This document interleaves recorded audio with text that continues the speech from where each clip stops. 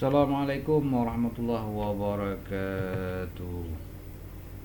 Alhamdulillahirabbil alamin. Allahumma shalli ala sayyidina Muhammad wa ala alihi wa sahbihi wasallam.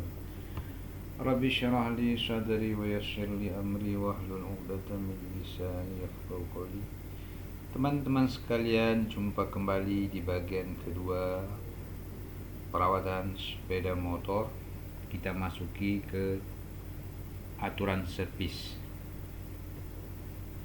Kebersihan komponen. Jadi teman-teman, ini perlu sekali kita perhatikan saat kita melakukan servis. Bersihkan bahagian luar komponen sebelum melepaskan dari sepeda motor atau membuka untuk diservis. Artinya sebelum kita melakukan servis, kita buka dulu bahagian-bahagiannya. Kita bersihkan dulu bahagian luar sebelum kita lepaskan. Yang kedua, bersihkan pula komponen setelah pembongkaran sebelum mengukur terhadap kausan. Artinya komponen yang telah kita buka itu perlu kita bersihkan. Kadang-kadang komponen tersebut ada berminyak atau grease, oli. Ini perlu dibersihkan dulu. Memungkinkan menggunakan WD atau cairan pembersih lainnya, dan bila perlu dilap agar nanti saat kita melakukan pengukuran atau pemasangan dia dalam keadaan bersih dan tidak ada benda-benda yang menempel sehingga hasil yang kita ukur nanti tidak akurat.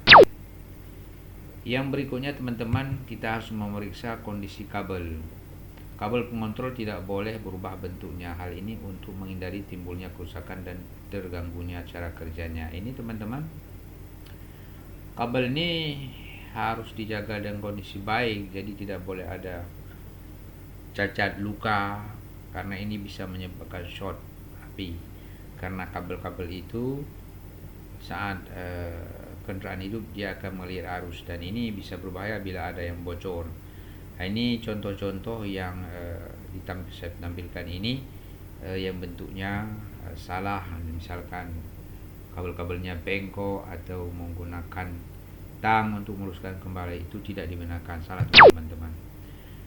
Kemudian berikutnya berupa komponen-komponen karet. Periksalah kondisi karet bila masih ingin mempergunakannya lagi. Artinya kalau kondisinya bagus masih bisa dipakai. Tapi bila kondisinya sudah rusak, ya diharapkan teman-teman bisa menghentikannya komponen ini, karena ini sensitif, bagi sepeda motor sensitif. Teman-teman perhatikan itu.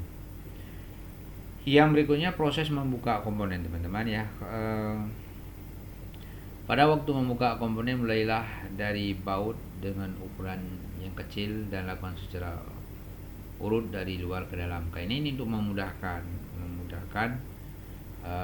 teman-teman agar tidak lupa pemasangannya nanti. Ini perlu, kalau mungkin dicatat ya teman-teman ya.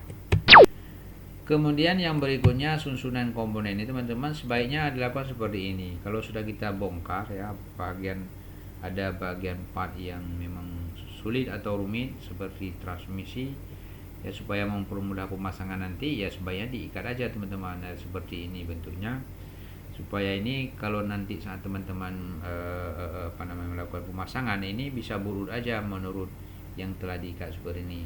Cuma repot, tapi ini bagus kok teman-teman ya, kondisinya pun rapi. Jadi ini ya lumayan bagus, bisa diterapkan juga. Selanjutnya pada posisi pemasangan ini, bahagian-bahagian yang mempunyai tingkat ketelitian yang tinggi atau presisi harus sebaiknya ya dicatat lah sebelum paling dibongkar untuk memastikan dimensinya nanti. Jadi saat apalagi kita masih baru, bagi pemula-mula ini perlu dicatat dan ini penting. Selanjutnya ya komponen yang dilepas ya, misalkan bahagian yang tidak boleh dipakai harus diganti seperti gasket ya, cincin sil logam, cincin O-ring ya, cincin pengunci dan pin pengaman. Ini sifatnya tidak boleh dipakai ulang, jadi harus diganti yang baru nih teman-teman.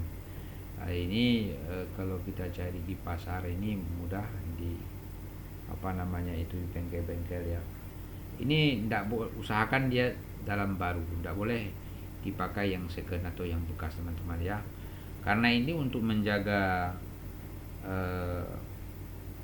tidak bocornya kembali oli. Mungkin nanti setelah kita bongkar, biasanya teman-teman kalau kita tidak pakai gasket ini yang baru, dia mudah bocor. Maka ini dianjurkan untuk pakai yang baru, karena kalau sudah bocor nanti dibongkar kembali kan sudah melakukan kerjaan ulang. Jadi ini repot jadinya. Ini teman-teman perlu diperhatikan dengan baik ya. Selanjutnya proses pemasangan bantalan ini teman-teman, sewaktu mengeluarkan atau memasang bantalan harus memperhatikan posisi dorongan bebas. Ini kalau sembarang didorong kadang-kadang bisa merusak bantalan teman-teman. Ini saat kita memasang bantalan ini sebaiknya yang ditekan adalah posisi outer bearing ya. Hindari jangan ditekan di bahagian outer bearing, karena outer bearing itu kalau dipukul di bahagian outer bearing itu bisa merusak pertama cage, tempat dudukan ball bearing, yang kedua ball bearing itu bisa cacat teman-teman. Jadi usahakan jangan dipukul di bahagian inner bearing ya. Kalau di outer bearing itu boleh. Jadi ini penting dan sensitif teman-teman. Jangan sembarang dipukul, jadi ini berbahaya. Kemudian selanjutnya membersihkan bantalan teman-teman ya. Ini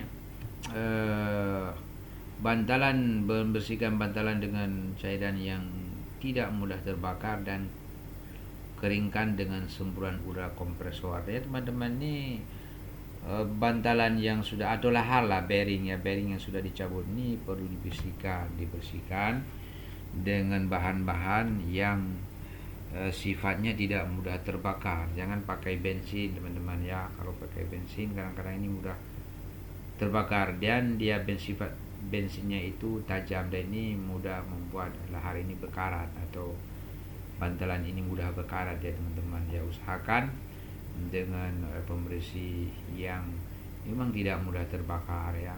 Kemudian dia harus segera dikeringkan, artinya jangan dibiarkan air lama di bantalan tersebut.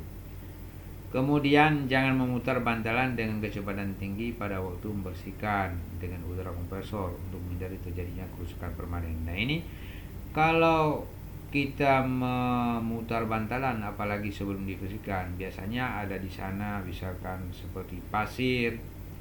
Nah ini kalau diputar pada kecepatan tinggi, dia ini bisa membuat bantalan itu cacat teman-teman ya, bisa menyebabkan cacat. Ini sangat perlu teman-teman untuk berhati-hati membersihkannya ini, apalagi kalau kondisi bantalan itu memang sudah cacat. Nah ini sebaiknya kalau memang kondisi itu sudah rusak atau sudah ada yang cacat, sebaiknya bantalan ini diganti saja. Ini kalau kondisi bantalannya masih baru, disayang memang kalau dibuang, jadi bisa dibersihkan. Tapi kalau kondisinya sudah cacat, ini bantalan sebaiknya diganti saja teman-teman. Itu untuk menjaga performa.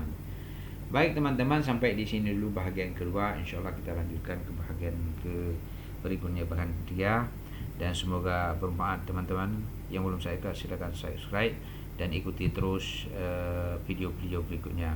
Saya akhiri, assalamualaikum warahmatullahi wabarakatuh.